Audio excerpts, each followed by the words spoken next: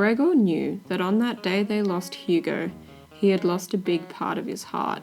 When he was jailed, he lost another part of his heart. Veronica never came to see him. He didn't know which part of his heart had died because of that. But one thing he knew for sure.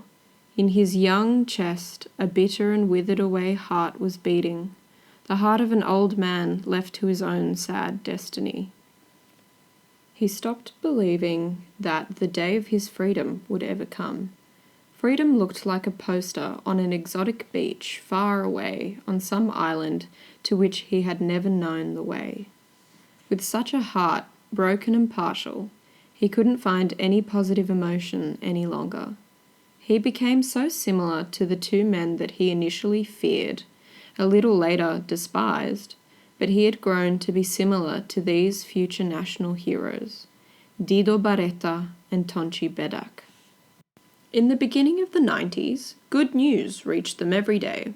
The end was nearing, the end of darkness, the end of living in a dungeon of a socialist country. Even though he still couldn't believe all he was served with, he knew that he had to take a side, and he knew which side would be his, the same side his father had chosen some 50 years ago. They were waiting every day for the news, anxious and full of hope that the nightmare would soon end. It did. Or was it just the beginning of it? To that question, Gregor Truba had never had a definite answer back then towards the end of 1990. His brothers in prison became his brothers in arms. He couldn't say at that moment what would be the consequences of his chosen path, or if there would be any consequences but everlasting pride and happiness. An everlasting pride and happiness had some untrue ring to it, like a mocking echo that rang inside his head, while his heart remained silent. His mind was poisoned by hatred and revenge, but there was nothing in his heart. Nothing.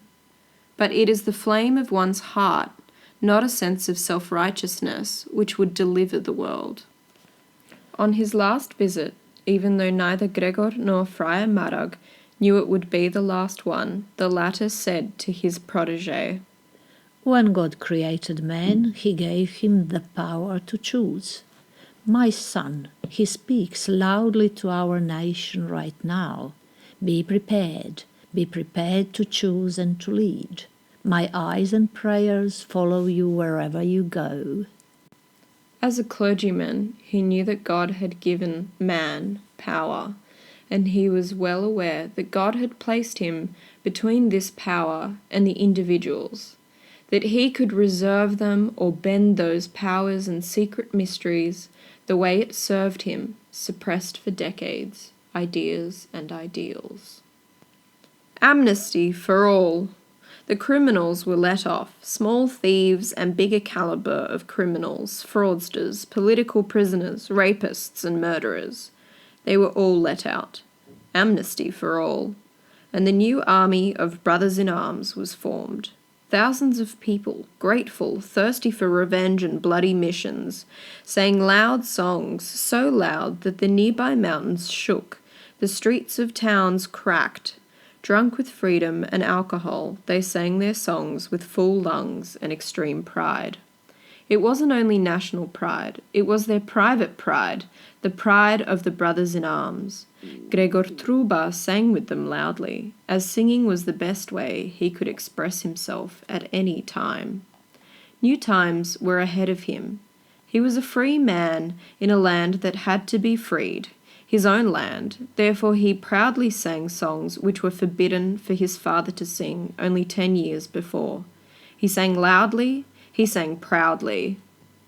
There were 3 of them, Barretta, Bedak, and Truba, the 3 prison heroes in a new uniform, shiny shoes, and little berets, walking with their heads lifted high and with a new feeling of belonging to the new brotherhood. When he crossed the threshold, Mother Elsa fell onto her knees, hugged his calves, and through tears she said, "We won. We have already won." Friar Marag said, "We are many." Gregor's father, Anton, said nothing. He just smiled. His time had come. He knew it would come, but his biggest pride was his son by his side. "Where's Veronica?" We haven't heard from her since you went to prison. "Do you know where she has gone?" London, apparently. Might not be true, but our neighbor's son said so. She never called anyone. She never asked about you. He would never ask for Pia's whereabouts. Never. He believed that his heart was dead for her and lived for his country. What was deep down he never wanted to know. If something, anything, was buried there, he wanted to let it sleep. Yes, forever. The new government set up a new administration, new judiciary, new police force and army. What happened to the Orak brothers, he wondered. Dr. Ivan Orak, a public prosecutor, the man who issued Gregor's indictment, was sent to early retirement. His brother, Gregor's first lawyer, appointed by his then-girlfriend Pia, kept his position as a lawyer, but wasn't in such demand as before. While the third Orak brother, Simon Orak, the former theatre director, was very ambitious in an entirely different field, politics and the army. Outspoken, he elbowed his way into a new role that no one knew he had in him. Their father, the old Dr. Jure Orak, wasn't seen in public as far as Gregor heard. Their mother, Sava Orak, was of Serbian background. Everyone knew it. The Orak brothers were not of pure blood. He never asked about Pia. Why should he? His mother was right.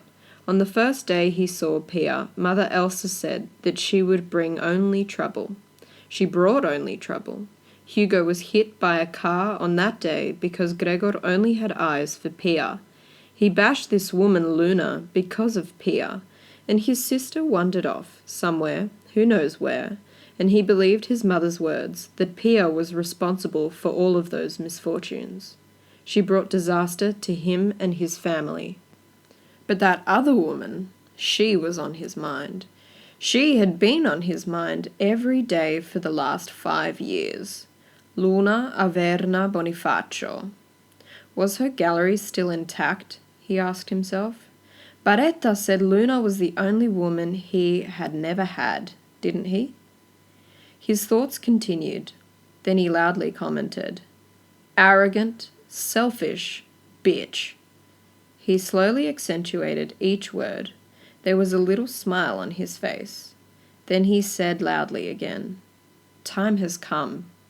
Payback time."